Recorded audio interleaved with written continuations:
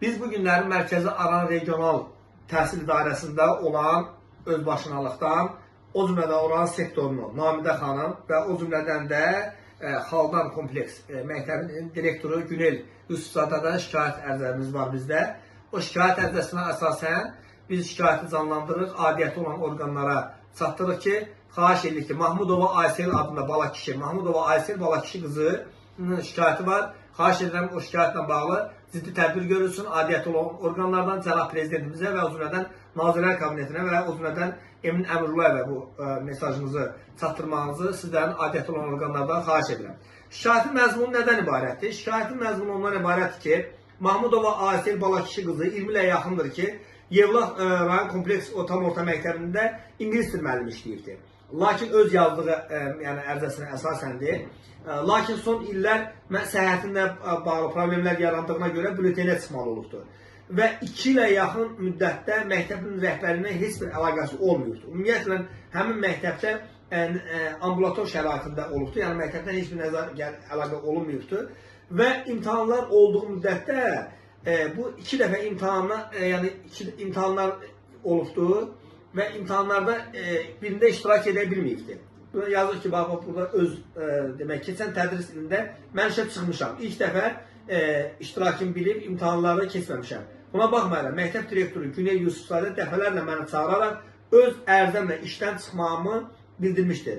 Mən ərzə yazmadım. Direktorlar və sektor müdürü Namidə Abbasovna, regional idarə müdürü Həmid Qasımova tapşırıq dedi, lakin mən buna etiraz etdim. Ərzə yazmadım. Direktor məni öz ərzəm olmadan işdən qanunsuz şəkildə azad edirdi. Yəni, qanunsuz şəkildə Mahmudova Aysel xanımı öz işindən azad edirlər.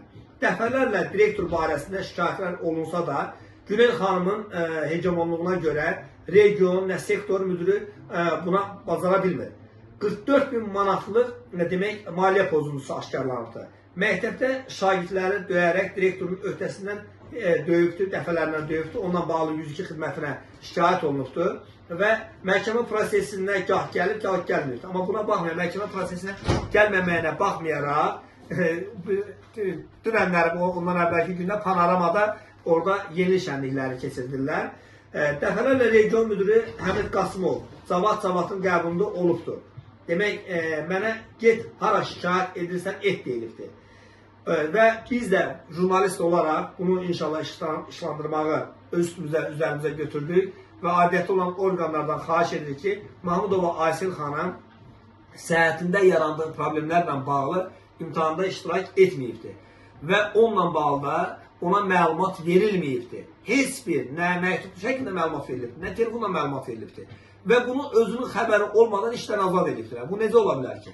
Xahiş edirəm, adiyyəti olan orqanlardan və başda cənab prezidentimizdən bu işlə bağlı ciddi tədbir görsünlər və mən Müsal Kəlbəzəri, Mahmudova Aysel ilə, bala kişi ilə bağlı olan şikayətlərini birinci dəfə yox, dəfələrlə inşallah işlandıracam və adiyyəti olan orqanlardan xahiş edirik ki, bizim Aysel xanıma kömək edir. Və Aysel xanımın həm atası, həm anası illərin məktəb direktoru olubdur. Təhsil üçün canını fəda edən insanlardan biri olubdur. Biz Azərbaycanlı, bizim bir dənə düşmənimiz var, o da ermənidir.